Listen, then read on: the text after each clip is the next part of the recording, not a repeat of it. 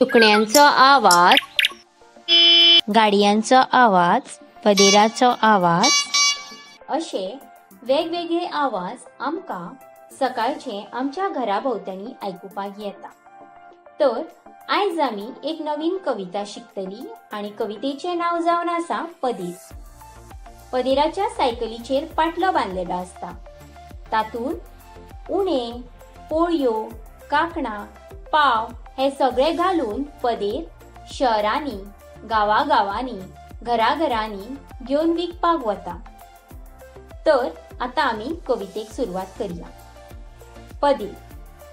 पदीर म्हज्या भावा, वेळ काडी नाका, पोळयो उणे बेगीन दिगा, भूक लागता ताका।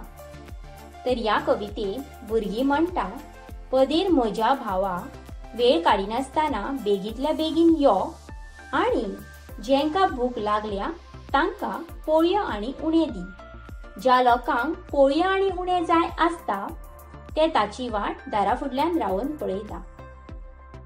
पदीर तुजे उणे रुचीक लागतात बरे, तूप लावन खायत जाल्यार मनीस जातात गोरे।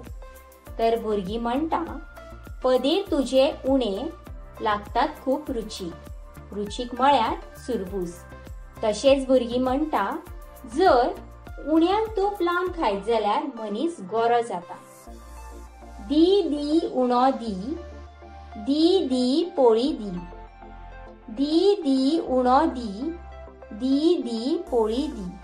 तर ह्या कवितेन भुरगीं पदेराची वाट पळयता।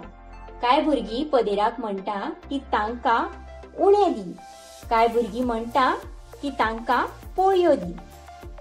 पदीर आमचो आयलो, दारा मुखार रावलो, एक एक करून पदिरान सगळो माल खपयलो। तर पदीर आयलो आनी दारा मुखार रावलो।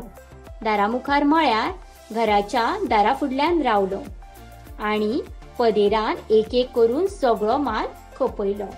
माल म्हळ्यार विकपाच्यो वस्तू, खपयलो म्हळ्यार विकलो। तर पदिरान सगळे उणे आनी सगळ्यो पोळयो सोंपयल्यो।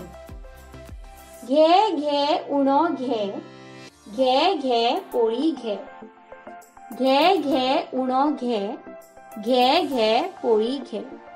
अशें म्हणून पदिरान सगळे उणे आनी सगळ्यो पोळयो सोंपयल्यो। कोणाक पोळयो जाय तांकां पोळयो दिल्यो आनी कोणाक उणे जाय तांकां उणे दिले। चला तर आता आमी ह्या कवितेक चाल लावया आनी चालीन म्हणुया।